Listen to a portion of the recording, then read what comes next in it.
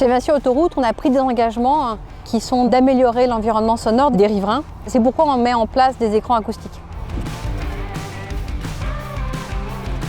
Ici, il y avait un écran acoustique, on l'a démoli et on est venu mettre en place le nouvel écran acoustique 3 fois plus long que le précédent. Mon travail, c'est de trouver sa hauteur et sa longueur. Donc c'est un écran qui fait 520 mètres de longueur, 3 mètres de hauteur, et il a été placé par rapport aux habitations qui se situent derrière l'écran pour les protéger du bruit de l'autoroute A10.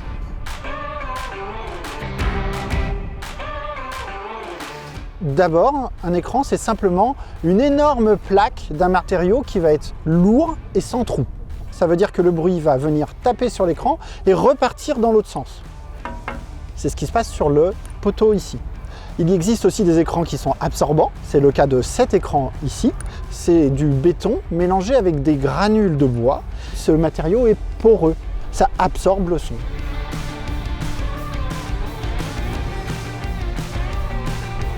Et de l'autre côté, c'est ce qu'on appelle un béton matricé. Donc il a un effet bois afin de s'intégrer du coup au paysage, qui est ici un paysage agricole. Vinci Autoroute a été très exigeant concernant les performances acoustiques attendues. Sur ce projet, nous avons réalisé 130 points de mesure. C'est énorme. Ça veut dire qu'on a réalisé un point de mesure tous les kilomètres quasiment. Vinci Autoroute a souhaité faire des ateliers de co-construction avec les riverains. On a mené une concertation en 2016-2017 pour échanger et afin de converger sur les aménagements qu'ils souhaitaient.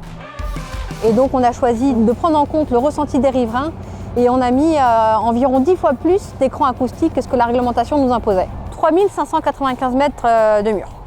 Quand il y a un bon dialogue d'un côté comme de l'autre, chacun veut y mettre du sien, il n'y a pas de raison que ça ne marche pas. La concertation s'est bien passée. Ils ont tout de suite fait voir les plans, 2-3 réunions de temps en temps. Comme ça s'est passé, voilà, il n'y a pas eu de problème, il n'y a pas eu de souci. On a été bien informés. Depuis le début, on accompagne les riverains, on les écoute. Là, ces premiers écrans qui sont posés, c'est un peu le fruit de toute cette concertation, de toutes ces réunions qu'on a menées au démarrage des travaux. Aujourd'hui, on continue ce travail de proximité avec les riverains, avec les élus du territoire. Et ce travail, on va continuer à le faire au quotidien jusqu'à la fin du chantier.